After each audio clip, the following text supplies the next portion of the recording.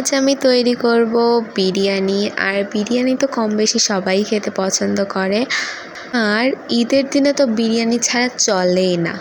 তো হ্যালো, আসসালামু আলাইকুম। কেমন আছেন সবাই? আশা করি সবাই খুব ভালো আছেন।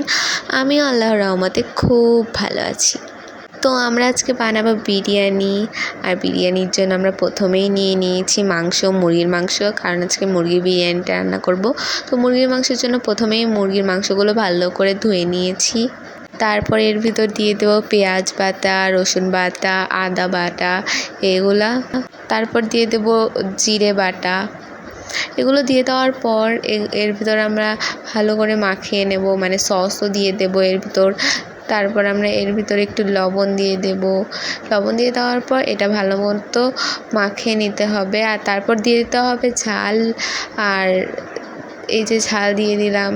ঝাল দিয়ে দেওয়ার পর এখানে দিতে হবে টক দই। আর টক দইটা আমার বাড়িতে বানানো, আপনারা চাইলে বাড়িতে বানানোটা ইউজ করতে পারেন, আবার বাইরেটাও ইউজ করতে পারেন। তারপর আমরা এখানে একটু দিয়ে দিলাম তেল। আর তেল দিয়ে দেওয়ার পর আমরা বিরিয়ানি মশলা দিয়ে আমরা এখানে দিয়ে দিচ্ছি বাদাম বাটা। আর বাদাম বাটাটা খাবারের টেস্ট অনেকটাই বাড়িয়ে দেয়। তারপর আমরা এই যে এখানে এটাকে ভালো করে মাখিয়ে নেব। তারপর আপনারা দেখতেই পাচ্ছেন এখানে আমরা অনেক সুন্দর করে মাখিয়ে নেব। এটাকে অনেক অনেক ভালো করে মাখাতে হবে, কারণ ভালো করে মাখানো না হলে বিরিয়ানিটাও ভালো হবে না। তারপর এই যে আমাদের এটা মাখানো হয়ে গিয়েছে। এত সুন্দর করে মাখানোর পর আমরা একটা কড়াই নিয়ে নিয়েছি। আর কড়াইয়ের ভেতর তেল দিয়ে দিয়েছি আমরা বেশ কিছুটা। আর এখানে আমরা আলুতে ঝাল, লবণ, এগুলো হলুদ মাখিয়ে নিয়েছি। মাখিয়ে নেওয়ার পর তেলের ভিতর আমরা ছেড়ে ভেজে নিলাম। তো এইভাবে সুন্দর করে ভেজে নিতে হবে। তেলের ভিতর ছাড়ার পর ভাজা হয়ে গেলে আমরা এটাকে তুলে নেব একটা চাকনির সাহায্যে। তুলে নেওয়ার পর আমরা এই একই তেলের ভিতর দিয়ে দেব পেঁয়াজ। পেঁয়াজটা আমরা বেরেস্তা করার জন্য দিব। আর তারপর এই যে পেঁয়াজটা দিয়ে দেওয়ার পর পেঁয়াজটা ভালো করে মাখাতে হবে। তো তারপর বেরেস্তা হয়ে যাওয়ার পর আমরা একটু পেঁয়াজ তুলে নেব আর একটু পেঁয়াজ রেখে দেব, মানে অর্ধেক পেঁয়াজ তুলে নেব আর অর্ধেক পেঁয়াজ রেখে দেব। আর অর্ধেক পেঁয়াজ রেখে দেওয়ার পর সেই পেঁয়াজের ভিতর আমরা দিয়ে দেব এই যে মাংস, সেই ম্যারিনেট করে রাখা মাংসটা। আর এই মাংসগুলো দেওয়ার পর মাংসগুলোকে নাড়াচাড়া করতে হবে। এই তো সুন্দরভাবে নাড়াচাড়া করে নিচ্ছি আমরা। মাংসগুলোকে নাড়াচাড়া করে রান্না করে নিতে হবে সুন্দর করে। সেই জন্য আমরা মাংসগুলোকে রান্না করে নিচ্ছি। আর তারপর দিয়ে দিলাম ঝাল। ঝালটা ভেঙে দিবেন, কারণ ভেঙে দিলে এটা খেতে ভালো লাগে, ঝালটা সম্পূর্ণ চলে যায় মাংসের ভিতর। তারপরে এই যে তেল বেরিয়ে আসার পর আমরা এখানে দিয়ে দেব আলু, সেই ভেজে রাখা আলুটা। আলুটা দেওয়ার পর নাড়াচাড়া করে আবার ভালো করে মিক্সড করে দিতে হবে। আর তারপর এই যে আমরা এটার ভিতরে পানি দিয়ে দিচ্ছি। পানি দেওয়ার পর আর ভালো করে নাড়াচাড়া করে নিয়ে এটাকে আরও ভালো করে কষিয়ে নিতে হবে। তো তারপর এই যে আমাদের মাংসটা প্রায় রান্না হয়ে এসেছে। তো এই যে আমাদের মাংস রান্না হয়ে গেছে, এখন আমরা অন্য কিছু রান্না করতে যাব। তো মাংসটা রান্না হয়ে যাওয়ার পর আমরা এখানে একটা হাঁড়ি নিয়ে নিয়েছি। হাঁড়ির ভিতর তেজপাতা দিয়ে দিচ্ছি, দারুচিনি দিয়ে দিয়েছি। এইগুলো দিয়ে দেওয়ার পর আমরা দিয়ে দেবো বাদাম আর কিশমিশ। তারপর এগুলোকে ভালো করে ভেজে নেব। আর ভালো করে ভেজে নিতে হবে। আর ভেজে নেওয়ার পর আমরা এখানে চাল দিয়ে দেবো, পোলাওয়ের চাল।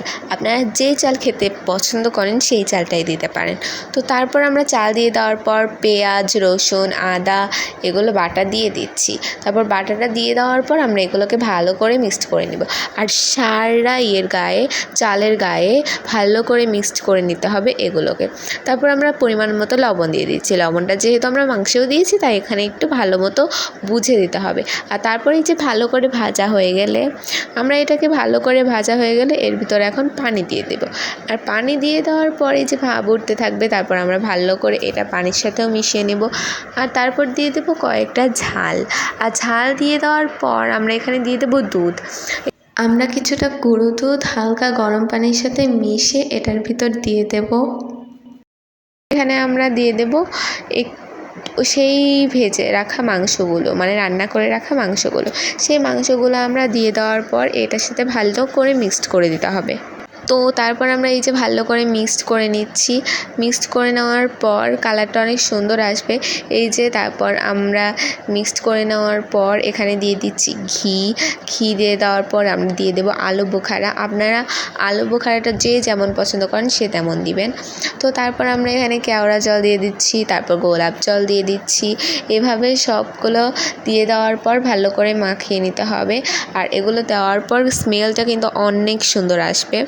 তো আপনারাও চাইলে এইভাবে রান্না করে দেখতে পারেন, এইভাবে খেতে কিন্তু অনেক মজা লাগে। তো আমাদের এই যে কিছুক্ষণ পর হয়ে গেছে রান্নাটা, আর রান্না হয়ে যাওয়ার পর এই যে আমাদের বিরিয়ানিটা দেখতে কত সুন্দর হয়েছে। আর এরকম বিরিয়ানি খেতে চাইলে বাড়িতে একবার বানিয়ে নিন। আর আমরা এখানে 2টা মুরগির বিরিয়ানি বানিয়েছি। তো আজকের মতো এই পর্যন্তই। টাটা, বাই বাই, আল্লাহ হাফেজ।